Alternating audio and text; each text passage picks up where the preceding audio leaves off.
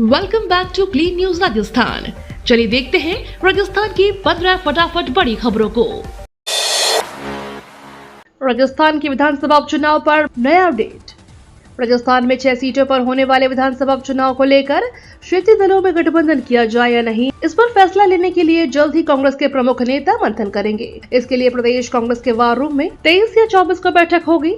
प्रदेश अध्यक्ष गोविंद सिंह डोटासरा, नेता प्रतिपक्ष टीकाराम जूली, पूर्व मुख्यमंत्री अशोक गहलोत, कांग्रेस के राष्ट्रीय महासचिव सचिन पायलट, जितेंद्र सिंह, राष्ट्रीय महावक्ता मोहन प्रकाश, पूर्व मंत्री हरीश चौधरी सहित कई नेता शामिल होंगे। बैठक में उपचुनावों के लिए गठित कोऑर्डिनेशन कमेटी के कुछ सदस्य भी बुलाए गए हैं। बैठक में संगठनात्मक कामकाज और फेरबदल को लेकर भी चर्चा होगी।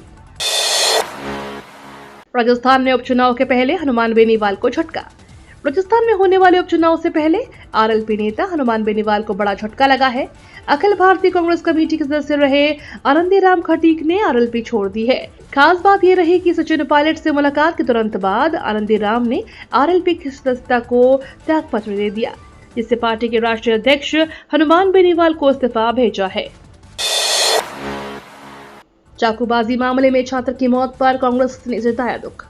16 अगस्त को उदयपुर में चाकूबाजी में घायल छात्र की मौत हो गई है। 4 दिनों तक जिंदगी और मौत के बीच जूझता छात्र आखिरकार रक्षाबंधन के दिन दम तोड़ दिया।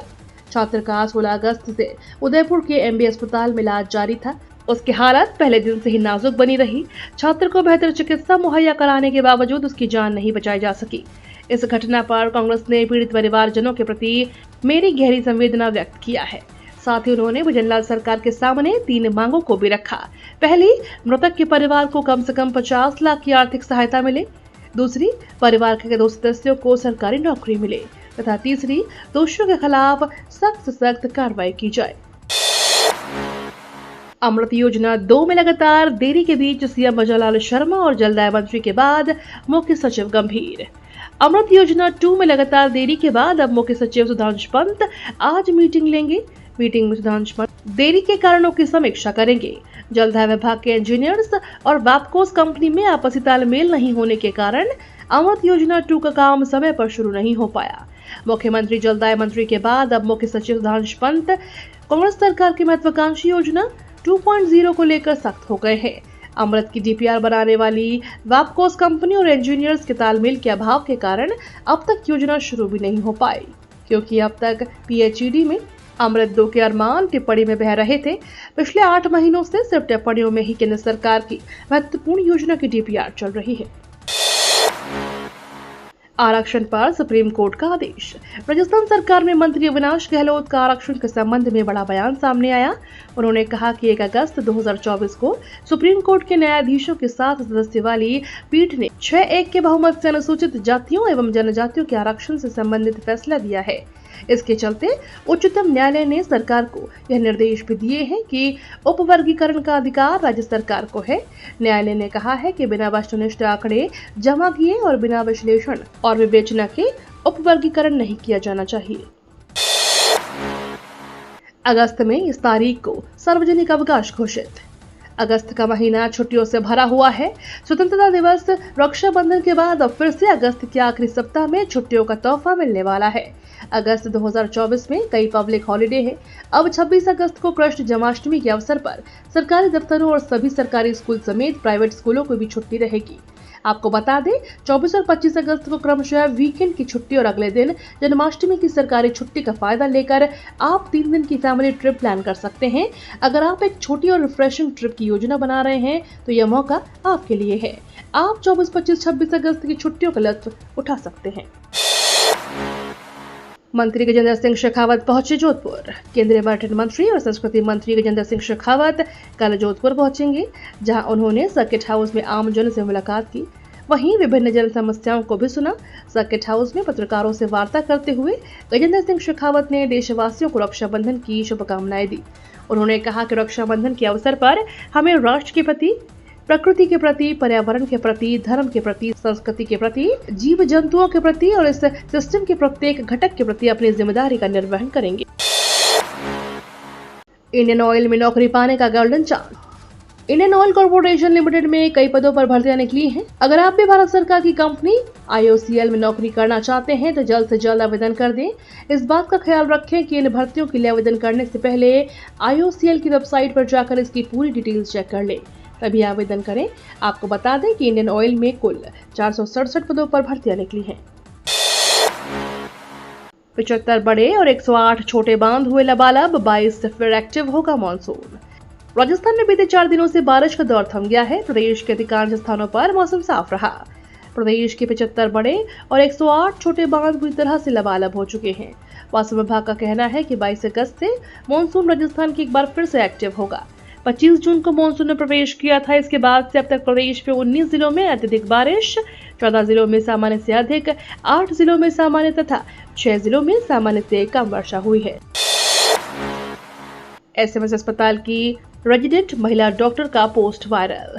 पश्चिम बंगाल की राजधानी कोलकाता में ट्रेनी डॉक्टर से दुष्कर्म और हत्या के मामले में अब जयपुर के सवाई मानसिंह मेडिकल कॉलेज की एक रेजिडेंट महिला डॉक्टर का पोस्ट वायरल हो रहा है। इस पोस्ट के जरिए उन्होंने एक अन्य रेजिडेंट डॉक्टर पर गंभीर आरोप लगाए हैं।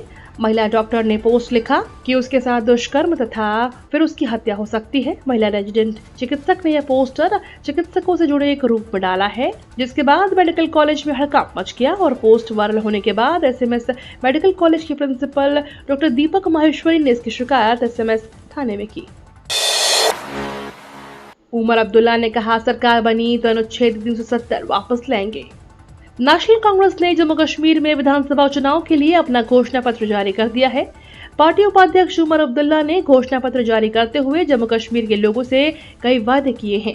उन्होंने कहा कि सरकार बनी तो अनुच्छेद 370 और 35A को वापस लाएंगे।